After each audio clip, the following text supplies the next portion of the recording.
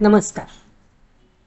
2020 मध्ये लोकमान्यांच्या स्मृतिशताब्दीच्या निमित्तानं परममित्र प्रकाशनानं लोकमान्यांच्या आठवणी पुनर्मुद्रित केल्या.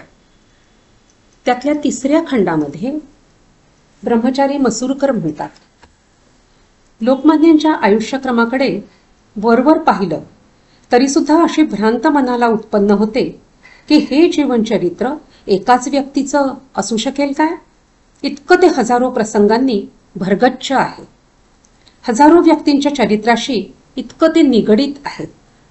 या एकाच व्यक्तीच्या जीवनचरित्राचा परिचय करून द्यायचा म्हटला तर सबंध हिंदुस्थानचा, त्यातल्या त्यात महाराष्ट्राचा गेल्या 40 वर्षांचा समग्र इतिहास अभ्यासावा लागेल. परंतु तेवढ्याने भागणार नाही, कारण या अल्पावधीत त्यांनी स्वतःच्या उज्ज्वल आचारविचारांनी जे शिक्षण सर्व समाजाला दिलं आणि योग्य मार्ग दाखवला, त्याच्याच योगानं भावी इतिहास बनणार आहे.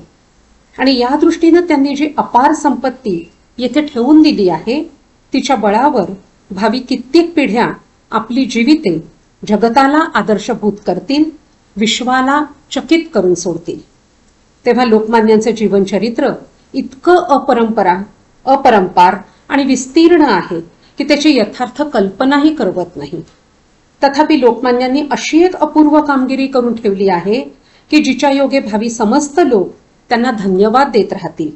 आपलं शीर त्यांच्या पुढे नम्रतेनं, प्रेमादरानं आणि पूज्य भावानं नमवतील.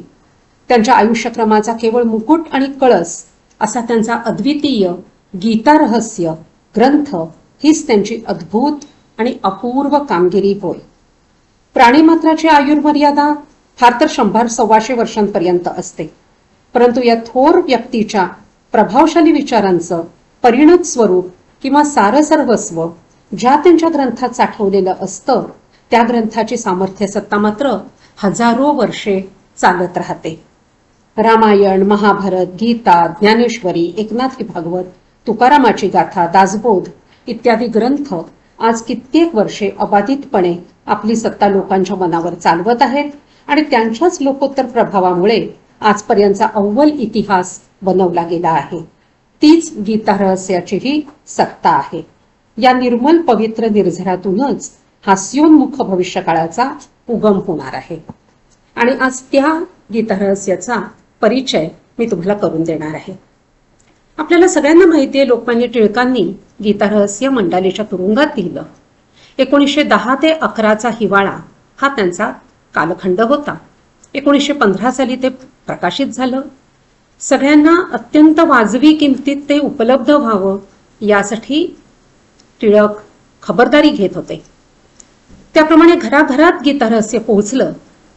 पण त्यावेळेला काही जणांच्या मनात असा एक सल होता की गीता रहस्य हे फक्त देवघरात ठेवलं गेलं, त्याकडे फक्त आदरभावानं पाहिलं गेलं. पण ते वाचून त्याच्यावर चर्चा जी झाली ती फार थोड्यांमध्ये झाली.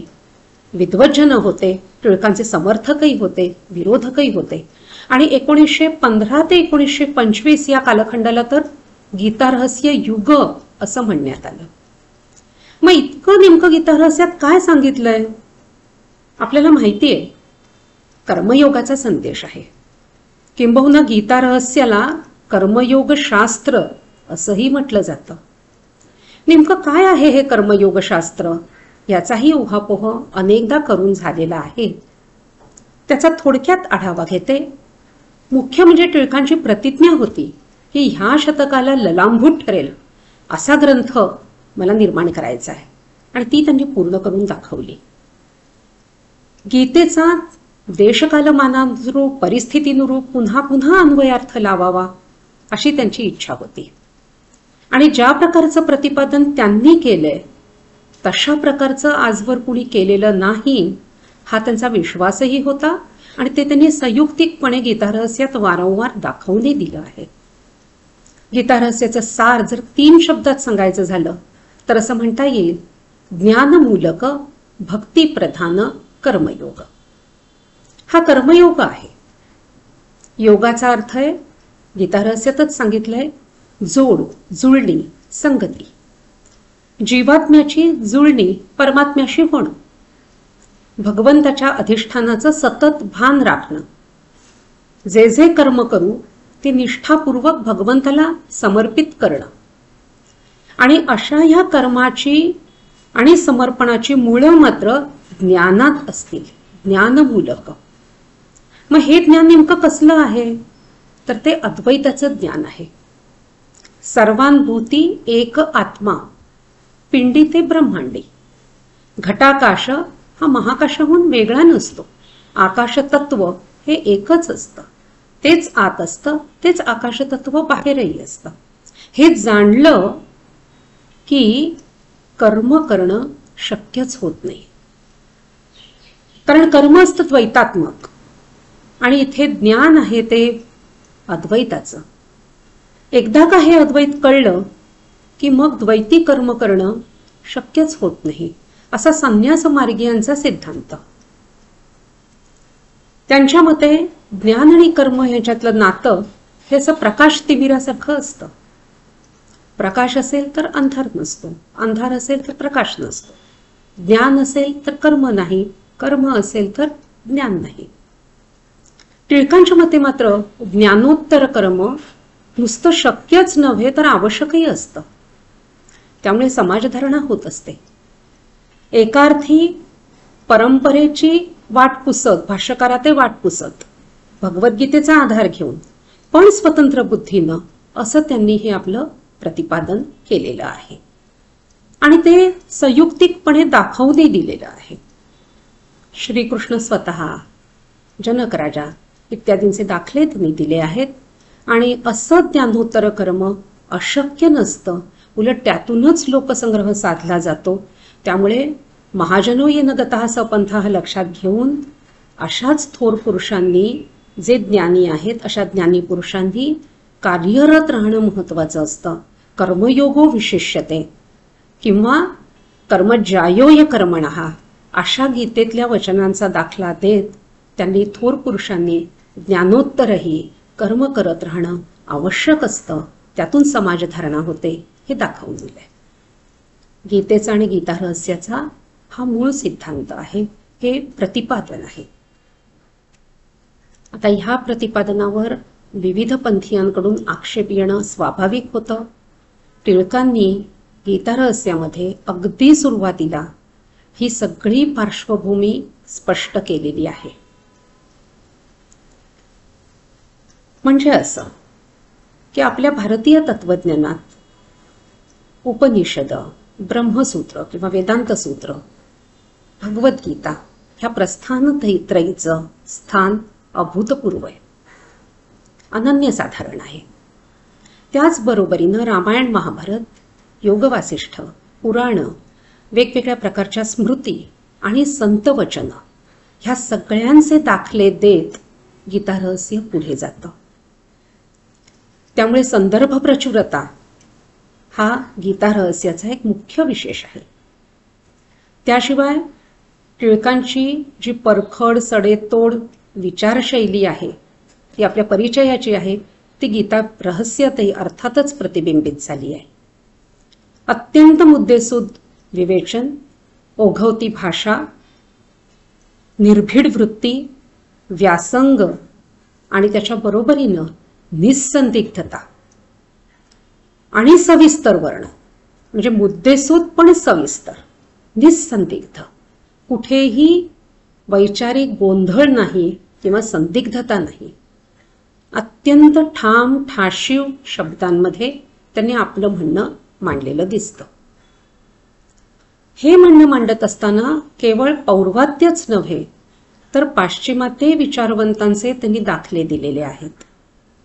म्हणजे असं की अगदी पार सॉक्रेटिस, प्लेटो, अरिस्टॉटल, एपिक्युरस किंवा अरिस्टिपस यांच्यापासून ते थेट कांट, हेगेल किंवा कॉम्ट आणि त्याच पद्धतीनं वेगवेगळे नीत्शे, शॉपेनहोर सारखे जर्मन तत्वज्ञ आणि मिल, बेंथम, सिजवेक यांसारखे ब्रिटिश तत्वज्ञ, विशेषतः T.H. थॉमस हिल ग्रीन, ह्याचे सिद्धांत कसे गीतेच्या जवळ जाणारे आहेत. पिंडी ते ब्रह्मांडी कसं ग्रीनला कळलंय हे त्यांनी गीता रहस्यात पुन्हा पुन्हा दाखवून दिलेलं आहे. म्हणजे परंपरेची कास धरायची, पण परंपरेचा अर्थ नव्यानं मांडायचा. परंपरा आणि नवता किंवा आधुनिकता यांचा संगम साधायचा. त्याचप्रमाणे पौर्वात्य आणि पाश्चिमात्य विचारवंतांची तुलना करायची आणि त्यातला आशय साम्य दाखवून द्यायचं, तौलनिक विचार करायचा. हे गीता रहस्य आपल्याला शिकवतं, त्याचा आदर्श घालून देतं. त्यामुळे मी असं म्हणेन, जर आपण संशोधन करायचं ठरवलं असेल तर कशा पद्धतीनं संशोधन ग्रंथ पुढे जावा याचा एक उत्तम नमुना म्हणून आपल्याला गीता रहस्याकडे पाहायला मिळतं. आदर्श संशोधन कसं असावं ह्याचं वस्तुपाठच जणू काही टिळकांनी घालून दिलेलं आहे. तत्पूर्वी त्यांच्या आणखी काही वैशिष्ट्यांची मी इथे वाच्यता करणार आहे, त्याविषयी बोलणार आहे. त्यातलं प्रमुख वैशिष्ट्य म्हणजे, मी सुरुवातीलाही म्हटल्याप्रमाणे, टिळक एक मोठे समन्वयकारक असं व्यक्तिमत्व किंवा थोर पुरुष असल्याचं आपल्याला दिसतं. मी जसं उद्घाटन प्रसंगी म्हटलं की विठ्ठल एक महासमन्वय हे आपल्याला माहिती आहे राची ढेरेंचं, त्याप्रमाणे टिळकही एक महासमन्वयच आहे. मगाशी म्हटल्याप्रमाणे त्यांनी ज्ञान भक्ती कर्माचा संगम आपल्याला शिकवला, गीतेत कसा आहे ते दाखवून दिलं. गीतेमध्ये असं म्हटलंय की एकूण संवाद पद्धती जी असते ती प्रणिपातेनं आणि परिप्रश्नेनं आणि सेवया अशा तिन्ही प्रकारे पुढे जाणं अपेक्षित असतं. प्रणिपातेनं म्हणजे वंदन करून, नमन करून, नमस्कार करून, अभिवादन करून, विनम्रतेनं. दुसरी गोष्ट असते महत्वाची, ती म्हणजे परिप्रश्नेनं. माणसाच्या मनात अनेक चिकित्सक प्रश्न उपस्थित होत असतात. त्या सगळ्या प्रश्नांचा मागोवा घेत, म्हणजे विनम्रताही आवश्यक आहे, त्याचबरोबरीनं स्वतंत्र चिकित्सक बुद्धीही आवश्यक आहे, आणि तिसरा मुद्दा आहे सेवया, म्हणजे सेवा करून. अशा रीतीनं ज्ञानभक्ती कर्माचाही संगम गीतेत दिसतो, तोच आपल्याला गीता रहस्यातही प्रतिबिंबित झालेला दिसतो. टिळकांची वृत्ती तशीच परंपरेचा मागोवा घेण्याची आहे, परिप्रश्न म्हणजे विविध प्रश्न उपस्थित करण्याची आहे, आणि अर्थातच लोकांची सेवा, लोकसेवा, लोकसंग्रह वेगळ्या प्रकारे साधत जाणं हे गीता रहस्याचं आणि टिळकांच्या व्यक्तिमत्वाचं वैशिष्ट्य आहे. 16 वर्षाचा मुलगा आहे. वडील गंगाधर पंत मृत्यूशय्येवर आहेत. 1872 सालची गोष्ट आहे.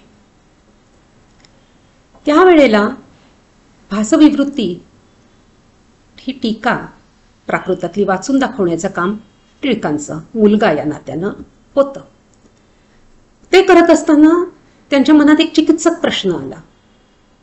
जर अर्जुनाचा प्रश्न नैतिक स्वरूपाचा आहे तर त्याला उत्तर जे गीतेत मिळतं ते आध्यात्मिक स्वरूपाचं कसं काय? म्हणजे त्यामुळे 16 वर्षाच्या मुलाला पडलेला हा प्रश्न आहे की जर प्रश्न नैतिक असेल तर उत्तर आध्यात्मिक कसं असून चालेल? प्रश्न नैतिक असा आहे की मी युद्ध करू की नको, युद्ध करणं हे समर्थनीय आहे की नाही, श्रेयस्कर आहे की नाही. आपल्याच आप्तस्वकीयांना समोर उभं ठाकलेलं पाहून अर्जुन गर्भकळीत झाला ते आपल्याला माहिती आहे. भ्रमतीव मे मनाहा म्हणून त्याला युद्ध करणं त्या क्षणी अशक्य झालं. अत्यंत कुशल योद्धा, पण आप्तस्वकीयांना मारायच्या कल्पनेनंच त्याच्या अंगाचा दाह झाला, गांडीव धनुष्य गळून पडलं, तोंडाला कोरड पडली. आणि मी करू की नको, काय करू, मला करावंसं वाटत नाहीये, त्यातून जे काही साध्य होईल ते काही श्रेयस्कर नाही, मला ते नको, हे तो पुन्हा पुन्हा कृष्णाला विविध प्रकारे समजावून सांगू लागला. तेव्हा प्रज्ञावादांश भाषसे म्हणून सुरुवातीला कृष्णानं त्याला सुनावलं, हा सगळा प्रज्ञावाद आहे, हे काही योग्य नव्हे. जे त्याचा प्रश्न आहे नैतिक, मी युद्ध करू की नको, आणि कृष्ण उत्तर देतोय जातश्री ध्रुव मृत्यू वगैरे वगैरे, की एकूण सगळं उत्तर आध्यात्मिक स्वरूपाचं आहे. पुनर्जन्म कसा असतो, त्यातून मुक्ती आपण कशी पावायची असते, ती मुक्ती आपल्याला ज्ञानाने मिळू शकते किंवा कर्माने मिळू शकते. द्वाविधनिष्ठा पुरा प्रोक्ता मया नघ ज्ञानयोगेन सांख्यानाम कर्मयोगेन योगिनाम. म्हणजे तुला ती मुक्ती ज्ञानानं मिळेल किंवा कर्मानं मिळेल. पण कृष्णाला मुक्तीचा मार्ग हवाय का असं ह्या 16 वर्षाच्या मुलाला वाटलं. पुढे 43 वर्ष त्यांनी या प्रश्नाचा वेध घेतला. मनात सतत कुठेतरी भगवद्गीता चिंतन परिशीलन हे सगळं चालूच होतं. आणि त्या 43 वर्षांचा परिपाक म्हणून ज्या वेळेला त्यांना मंडालेला फुरसत मिळाली तेव्हा त्यांनी एकूण आराखडा तयार करायचं ठरवलं आणि त्याप्रमाणे झालं. ते उत्तर मग असं मिळतंय की शेवटी आपल्याकडे अध्यात्म हाच नीतिशास्त्राचा पाया असतो, ज्याला मेटाफिजिकल एथिक्स म्हणतात.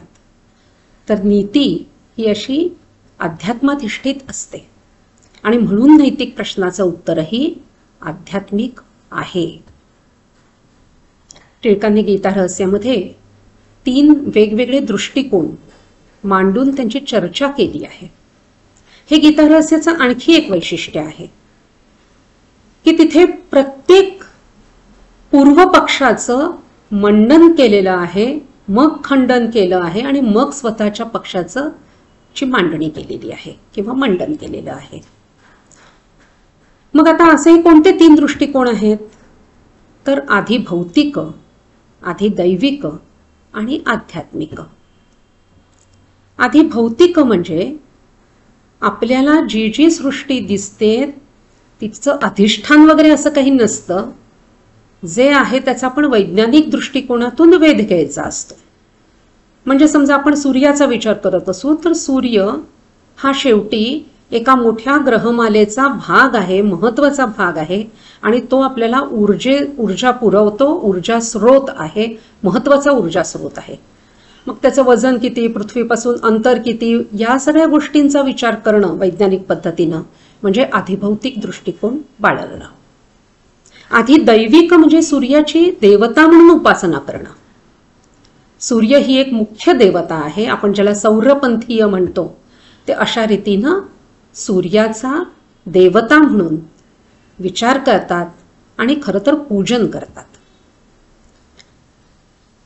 टिळकांना अभिप्रेत आहे तो आधी भौतिक पण नव्हे आणि आधी दैविकही नव्हे, तर आध्यात्मिक दृष्टिकोन. तिथे सूर्य आणि शिव, शक्ती किंवा गणपती किंवा विष्णू हे सगळे फक्त एकाच निर्गुण ब्रह्माची रूप, सगुण साकार रूप होत असं मानलं जातं. म्हणजे ह्या देवता वेगवेगळ्या नाहीत. पूजेसाठी भक्तीसाठी त्या वेगवेगळी रूप धारण करतात. मुळात फक्त एक आणि एकच अशी निर्गुण निराकार शक्ती असते. तेच अंतिम सत्य असतं. केवलो निर्गुणश्च असा इथे विश्वास असतो. तो टिळकांचा आहे. हा आध्यात्मिक दृष्टिकोन. म्हणजे जे जे आपल्याला काही दिसतं त्याच्या पाठीमागे काहीतरी आहे, पलीकडे काहीतरी आहे आणि ते निर्गुण निराकार आहे. त्याला उपनिषदांनी ब्रह्म म्हटलेलं आहे. पण ते ब्रह्म तत्व हे आपल्या आत्मतत्वाहून वेगळं नसतं. आत्माचं ब्रह्म हे अद्वैत आहे, हे जाणून घ्यायचं असतं. असा हा अद्वैताचा भक्कम पाया निष्काम कर्मयोगाला असतो. म्हणजे मी आणि भगवंत यांच्यातलं नातं हे अद्वैताचं आहे.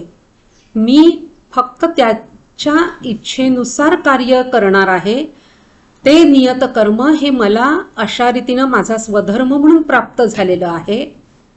अशा रीतीनं कर्तव्य करत राहणं म्हणजे कर्मणे वाधिकारस्ते मा फलेषु कदाचन. फळावर माझा अधिकारच नाही. मा कर्मफल हेतुर म्हणून कर्मफलाचा हा हेतू होता कामा नाही आणि कर्म न करण्याचाही आग्रह धरता कामा नाही. माते संगोस्त्व कर्मणी. कर्म न करण्याचाही आग्रह धरता कामा नाही. ही कर्मयोगाची चतुसूत्री आहे असं गीता रहस्यात टिळकांनी म्हटलेलं आहे. अशा वृत्तीनं कर्म करण्याचा त्यांनी अर्जुनाला संदेश दिला आणि अर्जुनाने शेवटी तो करिष्ये वचनम तव म्हणून मान्य केला. म्हणजे टिळक असं म्हणतात की गीतेची आपण समजा सुरुवात पाहिली तर ती धर्मसम्मूढ झालेला असा अर्जुन आहे. म्हणजे किम कर्तव्य, असं त्याला असा प्रश्न पडलेला आहे. आणि किम कर्तव्य किंवा किम कर्म किम कर्मेती कवयोप्यत्र मोहिताः, तर अगदी मोठ्या मोठ्या भल्या भल्यांचाही बऱ्याचदा असा गोंधळ उडतो. त्यामुळे अर्जुन काय असा एकटा नसतो. टिळक कधीही अर्जुनाला अज्ञानी मानत नाहीत. तर नैतिक कर्म निभवत असताना, धर्माचं पालन मनोभावे करत असताना कधीतरी असे प्रसंग येतात, प्रत्येकावर येतात. वेगवेगळ्या संस्कृतींमध्ये वेगवेगळ्या काळी असा अर्जुन प्रत्येकाचाच होत असतो. कधी हॅमलेट असतो, कधी करोयलनस असतो. हे टिळकांनी गीतारसाच्या सुरुवातीलाच दाखवलेलं आहे.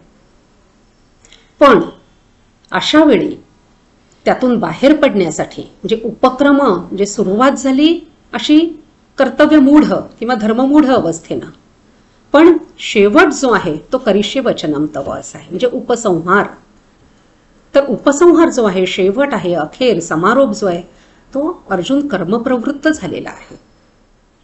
त्यामुळे उपक्रम हा एक निकष झाला ज्याच्या आधारे गीता कर्मयोगपर ठरते.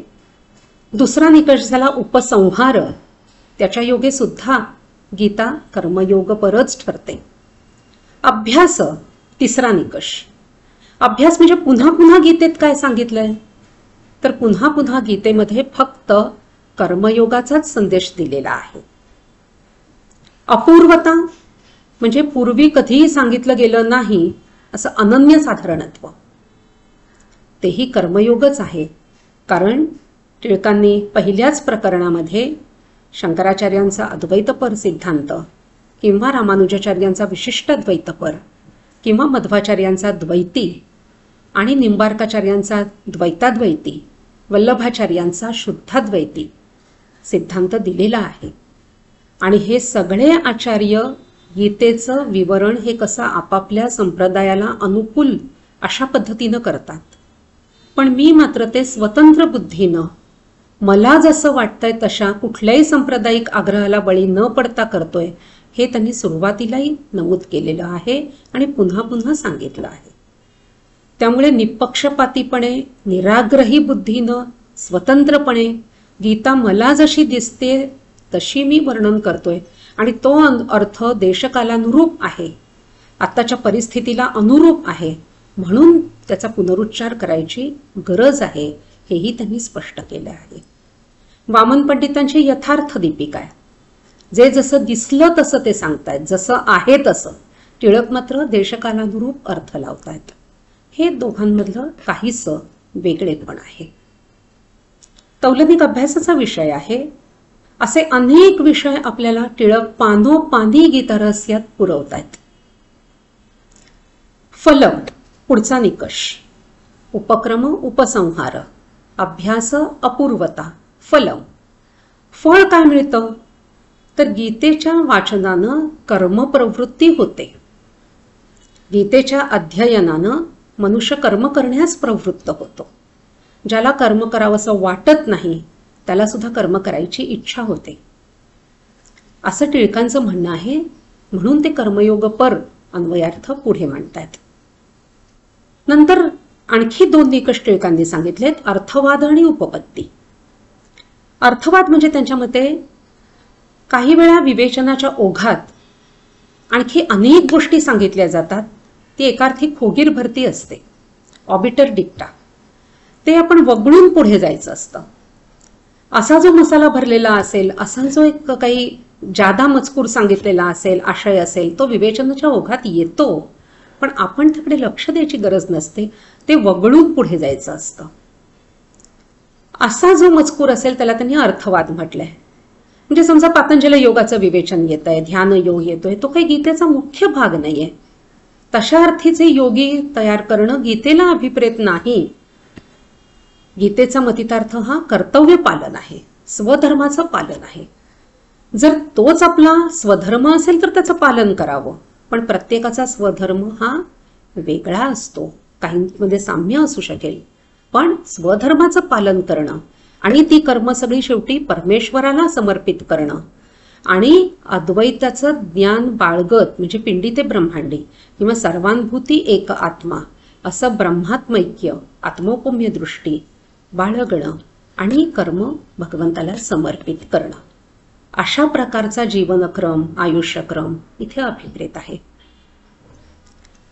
हा मी सुरुवातीला म्हटल्याप्रमाणे भारताला मार्गदर्शक, म्हणजे भारताला मार्गदर्शन करून भारत विश्वगुरु होण्याच्या दिशेनं नेणारा आहे. आता प्रश्न असा निर्माण होतो, आजच्या युगात केवळ जीवन जगण्यापुरताच हा संदेश मर्यादित नाही. आपल्यापैकी बऱ्याच जणांचं संशोधन, अध्ययन, अध्यापन हा स्वधर्माचा भाग आहे. असं असताना गीता रहस्य संशोधनालाही चालना देतं. हे आत्ता मी जे 7 निकष सांगितले ते गीता रहस्यात म्हटल्याप्रमाणे मीमांसकांनी दिलेले आहेत. उपक्रम, उपसंहार, अभ्यास, अपूर्वता, फलम आणि त्याच्यानंतर अर्थवाद आणि उपपत्ती. ह्या 7 निकषांना प्रमाण मानून ते स्वीकारत टिळकांनी ज्याप्रमाणे गीतेचा अन्वयार्थ लावला तसा आपण इतर कोणत्याही ग्रंथाचा लावू शकतो. ही पद्धती स्वीकारून जर आपण एखाद्या ग्रंथाचं तात्पर्य निर्णयन केलं तर आपण पारंपरिक संशोधन पद्धती अवलंबतोय असा त्याचा अर्थ होतो. म्हणजे आज जेव्हा आपण देशीवादाची भाषा बोलतो आणि एतद्देशीय निकष पुढे आणण्याची गरज अधोरेखित करतो, त्यावेळेला टिळकांनी आपल्याला ह्या ज्या तात्पर्य निर्णय पद्धतीची आठवण करून दिली आहे आणि ती कशी, त्याचा वापर कसा करायचा, त्याचं उपयोजन कसं करायचं यासंबंधी त्यांनी आपल्याला प्रत्यक्ष मार्गदर्शन केलेलं आहे. तीच पद्धत आपणही आपल्यालाही अवलंबता येते. पुढे जाऊन आणखी असं म्हणता येईल की संपूर्ण गीता रहस्याचं 2 गटांमध्ये विभाजन करता येतं. टिळकांनी स्वतः बहिरंग परीक्षणाला अत्यंत कमी महत्त्व दिलंय. त्याचा समावेश फक्त परिशिष्टात केलेला आहे. भर आहे सगळा अंतरंग परीक्षणावर. जाता जाता गीता रहस्याचं स्वरूप सांगायचं झालं तर असं म्हणता येईल, सुरुवातीला अंतरंग परीक्षण आहे. मग अंतरंग परीक्षण म्हणजे मुळात काय? गीतेचं अंतरंग तिथे उलगडून दाखवलेलं आहे. म्हणजे गीतेचा नेमका आशय काय, त्याचं मर्म काय, गीतेत काय प्रतिपादन केलं आहे, त्याची आवश्यकता काय, त्याचा संदर्भ काय, त्याची प्रस्तुतता काय, ह्या सगळ्याचा विचार अंतरंग परीक्षणात केला जातो. तो सुरुवातीला केलाय. त्यानंतर संपूर्ण भगवद्गीता 18 अध्यायांची 700 श्लोकांची मूळ संहिता, संस्कृतमधले श्लोक आणि त्याचं शब्दशः भाषांतर, आवश्यक तिथे स्पष्टीकरण, विशदीकरण असा दुसरा भाग म्हणता येईल. त्याच्यानंतर परिशिष्ट जी दिली आहे तिथे त्यांनी बहिरंग परीक्षण त्याला म्हटलेलं आहे. मग काय आहे हे बहिरंग परीक्षण? तर तिथे त्यांनी महाभारत किंवा भागवत धर्म किंवा धम्मपद किंवा बायबल ह्या प्रत्येकाचा आणि उपनिषद ह्या प्रत्येकाचा सांगोपांग विचार केलाय आणि त्यांची गीतेशी तुलना केली आहे. म्हणजे महाभारत आणि गीता ह्यांच्यातला आशयिक साम्य कोणतं आहे, त्यांच्यात आशय साम्य आहे का, त्यांची सूत्र ही सारखी आहेत का आशयाची, याचा विचार केलाय. समान आशय सूत्र आणि समान मुद्दे तार्किक असे आपल्याला तिथे आढळतात का ह्याचा विचार केला आहे. त्याहून एका महत्त्वाच्या प्रश्नाला त्यांनी हात घातलाय, तोंड फोडलंय. ते म्हणजे जर अशी समजूत असेल की एक ग्रंथ हा दुसऱ्यामुळे झालेला आहे तर गीतेचा प्राचीन काळ हा आपण लक्षात घेणं आवश्यक आहे. म्हणजे इतर कोणत्या ग्रंथातून गीता आलेली नसून उलट गीतेतूनच बाकीच्या धर्मग्रंथांना प्रेरणा मिळालेली आहे असं आपल्याला दिसतं. गीतेचा जो आशय आहे तो बऱ्याच अंशी इतर धर्मग्रंथांशी मिळता जुळता आहे. उपनिषदांच्या बाबतीत प्रश्न नाही, कारण प्रत्येक अध्यायाच्या शेवटी उपनिषदसू म्हटलेलंच आहे. पण इतर कुठल्याही बाबतीत असं म्हणता येईल की धम्मपद असेल, बायबल असेल तर कालदृष्ट्या टिळकांनी दाखवून दिले. आपल्याला माहिती आहे ओरायन वगैरे त्यांची पुस्तकं, म्हणजे वेदकाल निर्णयन पद्धती, Arctic home in the Vedas हा त्यांच्या अभ्यासाचा विषय होता. त्यामुळे त्या अभ्यासांती त्यांनी असं दाखवून दिलंय की गीतेचा काळ हा साधारण इसवी सन पूर्वी 500 किंवा 5वं शतक असा असल्यामुळे इतर धर्मग्रंथांनी गीतेला प्रभावित केलं असा काही प्रकार नाही. उलट अधिक शक्यता तीच आहे की गीतेतले विचार, गीतेतली आशयसूत्र ही इतर धर्मग्रंथांमध्ये प्रतिबिंबित झालेली दिसतात. हे त्यांनी त्यांच्या पद्धतीनं म्हणजे सडेतोड युक्तिवाद करत, वकिली पद्धतीनं एक एक मुद्दे खोडून काढत आणि पूर्ण अभ्यासांती असं हे दर्शवलेलं आहे. म्हणून हा संशोधन पद्धतीचा एक अत्यंत आदर्श असा नमुना मानता येणं शक्य आहे. आणि संशोधन पद्धतीचाही आपण जेव्हा विचार करतो तेव्हा अशा रीतीनं अंतरंग परीक्षण आणि बहिरंग परीक्षण ही आपली संशोधन पद्धती असू शकते. बहिरंग परीक्षणामध्ये ग्रंथ कोणी लिहिला, केव्हा लिहिला, कसा लिहिला, त्यामागे प्रेरणा कोणत्या होत्या, अशा बाह्य गोष्टींचा वेध घेतला जातो. म्हणजे आशयाला तिकडे धक्का लावला जात नाही, आशयाचा विचारच केला जात नाही. किंबहुना जो काही आशय असेल तो पण ग्रंथ कोणी लिहिला, केव्हा लिहिला, कुठे लिहिला, का लिहिला, अशा प्रश्नांचा वेध घेणं म्हणजे बहिरंग परीक्षण. तर माझा मुद्दा असा आहे की आपण बरेचसे आपल्यातले श्रोते हे अभ्यासक्रमाशी संबंधित अशा उपक्रमांमध्ये कार्यरत असल्यानं या संशोधन पद्धतीचा म्हणजे 7 कसोट्या किंवा अंतरंग परीक्षण आणि बहिरंग परीक्षण ह्याचा समावेश आपण आपल्या अभ्यासक्रमांमध्ये करून घेण्याची गरज आहे. ती मी ह्या निमित्तानं पुन्हा एकदा तिचा पुनरुच्चार करते. एकूण टिळक महासमन्वय कसे आहेत हे आतापर्यंत मी सांगितलं. 20व्या शतकाला ललांभूत ठरेल असा ग्रंथ लिहिण्याची त्यांची प्रतिज्ञा होती, ती त्यांनी पूर्ण केलेली दिसते. 21व्या शतकातही तोच आधार घेऊन आपल्याला पुढे जाणं शक्य आहे, आवश्यक आहे.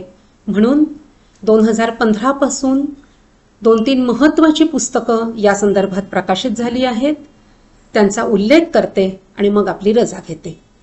केरम शिरवाडकरांनी सार गीता रहस्याचे असं मराठीत पुस्तक लिहिलं आहे. नुकतंच मी पाहिलं हे एक इंग्रजीत अशाच प्रकारे सार गीता रहस्याचे सारखं इसेन्स सांगणारं असं एक पुस्तक प्रकाशित झालेलं आहे. ॲमेझॉनवर उपलब्ध आहे. माझा थिसिस इकडे आहे, तो नुकताच प्रसिद्ध झालेला आहे मागच्या वर्षी. तोही गीता रहस्य संदर्भात आहे, पण मात्र तत्वज्ञानाच्या विद्यार्थ्यांना, प्राध्यापकांना अधिक उपयुक्त आहे. मी आता जे सगळं बोलले ते त्याच्यात फक्त प्रारंभबिंदू म्हणून घेतलेलं आहे. त्याचा विषय वेगळा आहे, त्याविषयी पुन्हा कधीतरी. आणि सगळ्यात महत्त्वाचं म्हणजे अरुण तिवारी यांनी हिंदीत आणि सुदर्शन आठवलेंनी मराठीत त्याचा अनुवाद केला आहे. असंही गीता रहस्याचा वेध घेणारं एक पुस्तक प्रकाशित झालेलं आहे. पण मूळ गीता रहस्याला पर्याय नाही हेच या सगळ्या पुस्तकांच्या वाचनांच्या अंती आपल्या लक्षात येतं. टिळकांची भाषा, विचारपद्धती, व्यक्तिमत्व हे ज्या प्रकारे त्यात प्रतिबिंबित होतं त्यावरून त्याची 21व्या शतकातली गरज अधोरेखित होते. एवढं म्हणून मी आपली रजा घेते. धन्यवाद.